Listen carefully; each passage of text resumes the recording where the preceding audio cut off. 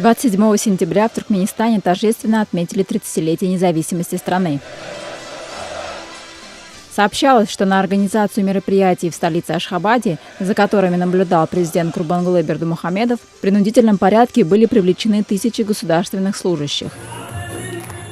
Между тем, в эти дни в Узбекистане проходят мероприятия, посвященные узбекско-туркменской дружбе.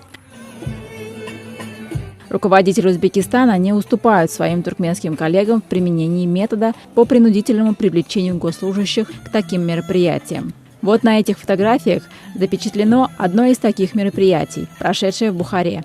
Вечер, посвященный экономическому и культурному сотрудничеству с Лебапским вилаятом Туркменистана, прошел не в каком-нибудь зале для торжеств, а во внутреннем дворе медресе Надир Диванбеги в Бухаре.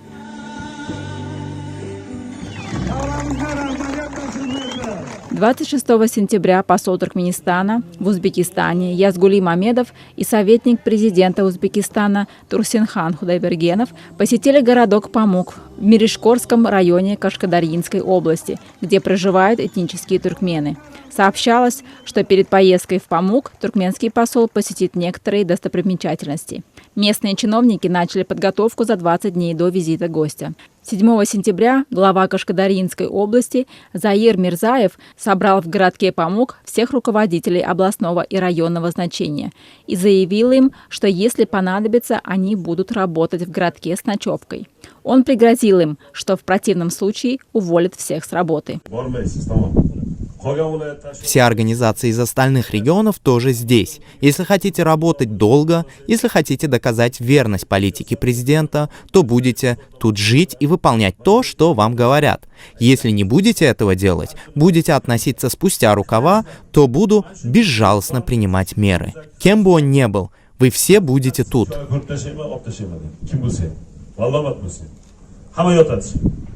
Согласно информации, полученной редакцией Азалика, многие чиновники пустились выполнять приказ Мирзаева. Большинство из них работали в Памуке круглосуточно. Я удивляюсь, тут собрались не только руководители, которые имеют отношение к строительству, но даже те, кто абсолютно не связан с этой сферой. К примеру, какое отношение имеет к работам по благоустройству учреждений дошкольного образования? У нас в области и районах остались свои невыполненные дела, но нам сказали, что мы обязаны находиться в Памуке, даже если мы не имеем никакого отношения к выполняемым здесь работам. Где тут логика? По словам местных жителей, с которыми пообщался Азадлик, внешний облик городка значительно изменился, но рядовых жителей не пустили на фестиваль, состоявшийся 26 сентября в Памуке.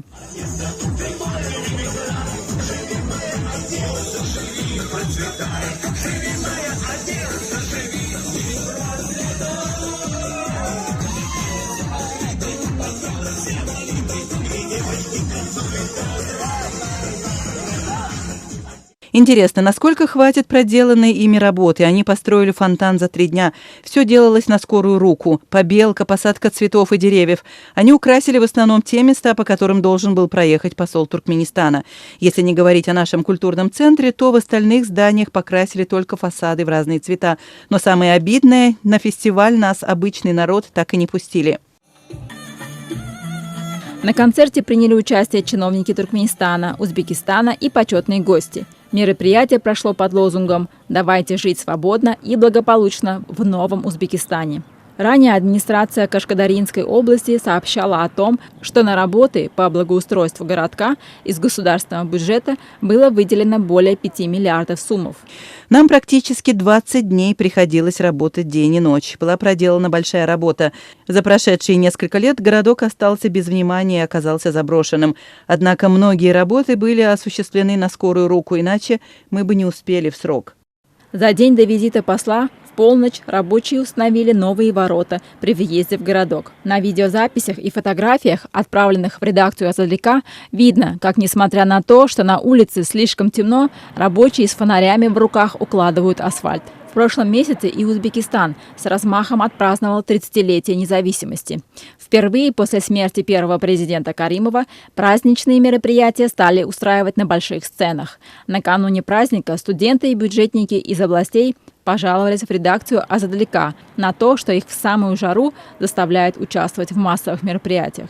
Узбекистан и Туркменистан являются самыми авторитарными странами на постсоветском пространстве. Наблюдатели говорят, что президент Мирзияев предпринимает шаги для того, чтобы избавиться от тяжелого наследия своего предшественника Юртбаши, Ислама Каримова, которого ставили в один ряд с покойным Туркменбаши. Однако в прошлом месяце два высокопоставленных узбекских депутата предложили присвоить президенту Шавкату Мирзияеву почетное звание «Вождь нации». Это, в свою очередь, показывает, что Узбекистан недалеко ушел от соседнего Туркменистана.